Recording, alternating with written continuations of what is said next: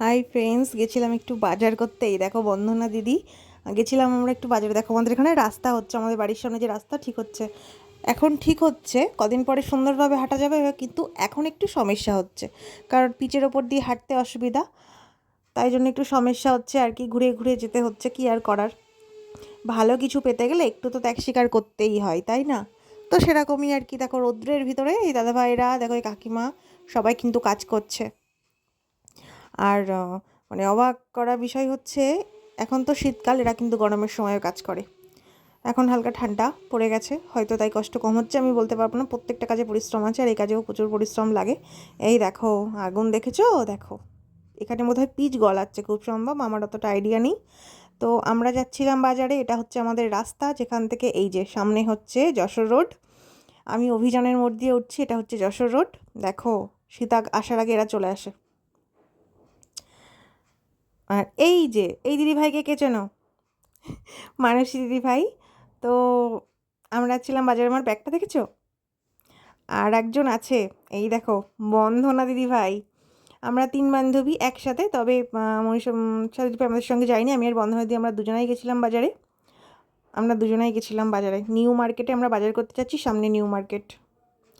দেখো গুড় উঠে গেছে, কে কে খেয়াল করেছো জানি না, তবে গুড় উঠে গেছে। কিন্তু পিঠে খেতে হবে তো।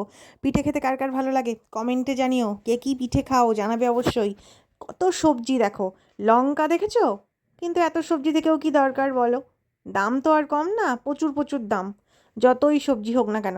আর নিউ মার্কেট কিন্তু হাটবার টাটবার না, এখানে প্রত্যেক দিন এরকমই বাজার বসে, প্রচুর প্রচুর দোকান বসে। ঠিক আছে, নর্মালি আমরা গ্রামেগঞ্জে যে হাটগুলো হয়, আমার বোধ হয় তার থেকেও বেশি দোকান বসে। এই দেখো প্রচুর প্রচুর কাঁচা সবজি, সবার কাছে গাদা গাদা সবজি, কিন্তু গাদা গাদা দাম, কি আর করবার। দেখেছো? প্রচুর প্রচুর সবজি, কাঁচা সবজি। বেগুন দেখো ঢালা, বেগুন ফুলকপি, কিন্তু হাত দেওয়ার উপায় নেই, যেন মনে হচ্ছে কাঁচা সবজির গায়ে আগুন লেগে গেছে, এত দাম। কি আর করবার, খেতে তো হবে, আর খেতে গেলে কিনতেও হবে, সে যতই দাম হোক না কেন, তাই না? দেখো এখানের থেকে বন্ধনা দিদিভাই আলু কিনছে। তোমরা অনেকেই জানো বন্দনা দিদিভাইয়ের হচ্ছে হোম ডেলিভারি করে টিফিনের, তো ওর তো এক্সট্রা বাজার হবেই। কিন্তু আমারও কিছু কেনাকাটার ছিল, কী কী কিনেছি সেগুলো অবশ্যই পরে দেখাবো। এই দেখো কত মাছ, দেখেছো? ভোলা মাছ। সব মাছের নাম কিন্তু আমি যদিও জানি না, ঠিক আছে, কিন্তু তারপরে দেখালাম। এই দেখো ইলিশ, কত বড় বড় ইলিশ। আজকে কিন্তু বাজারে প্রচুর ইলিশ উঠেছিল, তারপরেও ইলিশের দাম কমেনি। কি আর করবার, সব মাছ বোধহয় সবার জন্য না। কাতলাগুলোর সাইজ দেখেছো? প্রচুর বড় বড়, জানি না কত কেজি করে ওজন। প্রচুর ইলিশ উঠেছে, বললাম না বাজারে কিন্তু প্রচুর ইলিশ উঠেছিল। দেখো রুই মাছ, কাতলা মাছ, গলদা চিংড়ি, পেটে ডিম, ভালো করে দেখলে দেখতে পারবে পেটে ডিম ভর্তি, দেখেছো? এই দেখো এই মাছগুলো আমার দারুণ লাগে। তেলাপিয়া মাছ আমি খাই না, বন্দনা দিদি কিনেছিল। আমাদের বাড়ির কেউ তেলাপিয়া মাছ পছন্দ করে না, কিন্তু বন্দনা দিদি নিয়েছিল।